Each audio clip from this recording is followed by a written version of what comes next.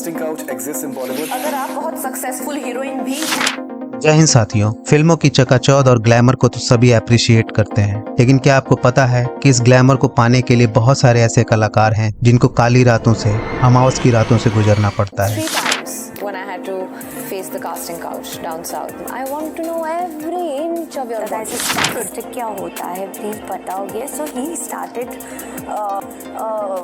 Body का structure and figure and all which I taking advantage of me. It was a sex comedy, or at least there were double entendre dialogues which made me uncomfortable. I said I don't want to be doing this sort of stuff. कपड़े लाए, got a top.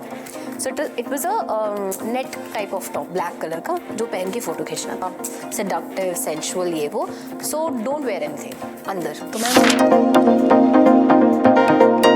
आइए जानने की कोशिश करते हैं कि government ने फिल्म इंडस्ट्री पे लगे कुछ दाग धब्बों को धुलने के लिए किस तरह के कदम उठाए हैं, क्या ऐसे स्टेप्स लिए गए हैं जिससे कि फिल्म इंडस्ट्री में लगे दाग धब्बों को कम किया जा सके। दोस्तों, ऐसे में 2013 में भारतीय सरकार ने एक ऐसी कमेटी की स्थापना की या एक ऐसी कमेटी का गठन किया जिसका नाम एक मशहूर एक्ट्रेस और पॉलिटिशियन के नाम के ऊपर रखा गया, Hema committee. Friends, Hema committee का काम बहुत ही व्यापक था और वो समय समय पर अपनी रिपोर्ट्स गवर्नमेंट के सामने प्रस्तुत करती है। ऐसे में 2014 में सबसे पहले इस कमेटी ने अपना एक रिपोर्ट रखा, जिस रिपोर्ट में कुछ महत्वपूर्ण बातों को उसने शामिल किया। आइए जानते हैं कि वो कौन से महत्वपूर्ण तथ्य थे जिसे हेमा कमेटी ने पहली बार 2014 में अपनी स्थापना के बाद सरकार के सामने रखा। हेमा कमेटी ने सबसे पहले फोकस किया वर्किंग कंडीशंस के ऊपर। जो कलाकार, जो टेक्नीशियंस फिल्म इंडस्ट्री में काम करते हैं, उनके वर्किंग समय को लेकर के बात की गई। लैक ऑफ प्रॉपर फैसिलिटीज के बारे में बात की गई और उनकी सेफ्टी मेजर्स से रिलेटेड बातें की गई।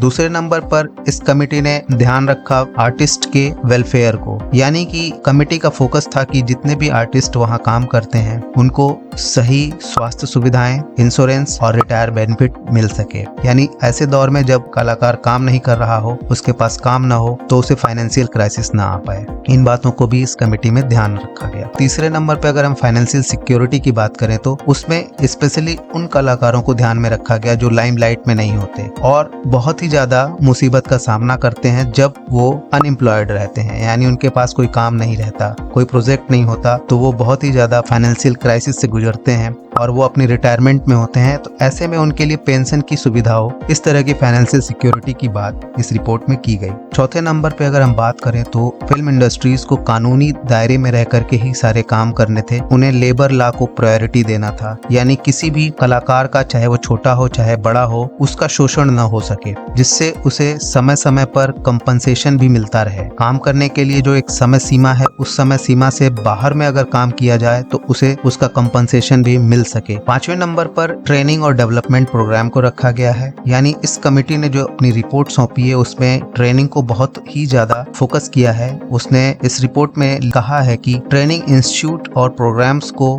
समय समय पे इम्प्लीमेंट किया जाना चाहिए, जिससे कि वहाँ काम करने वाले आर्टिस्ट और टेक्नीशियंस की स्किल में डेवलपमेंट हो सके और उनमें प्रोफेशनल ग्रोथ दिखाई दे और उनको बेहतर अपॉर्चुनिटीज इस इंडस्ट्री में मिल सके। इस तरीके से उन्हें ट्रेन किया जाए। और अंतिम में इस रिपोर्ट में अवार्ड्स की बात की गई और पहचान की बात की गई। बहुत सारे कलाकार मिल करके किसी एक फिल्म को बनाते हैं, लेकिन बड़ा अवार्ड जो है वो बड़े कलाकार को मिल जाता है और छोटे छोटे जो आर्टिस्ट हैं, जो टेक्नीशियंस हैं, उसमें काम करने वाले लोग हैं, जिनका इसमें एक महत्वपूर्ण योगदान होता है, उन कलाकारों को, उन टेक्नीशियंस को कुछ भी नहीं हाथ आता। तो ऐसे में बड़े कलाकारों का गीत तो सभी गाते हैं, उन्हें पर्दे पे सभी देखते हैं, उन्हें अवार्ड शोज में सभी देखते हैं, लेकिन इन छोटे कलाकारों को अनरिकॉग्नाइज्ड कर दिया जाता है, उनको डिनाई कर दिया जाता है। तो उनके रिकॉग्निशन की बात भी इस रिपोर्ट में की गई है। तो इस तरीके से हेमा कमेटी अपने रिकमेंडेशन सरकार के सामने रखती है, जिस तरीके से फिल्म इंडस्ट्री में समय समय पर कलाकारों को और काम करने वाले जितने भी सदस्य हैं, वहाँ पर जितने भी टेक्नीशियंस हैं, उन सबको समय समय पर सुविधाएं मिल सकें। उम्मीद है वीडियो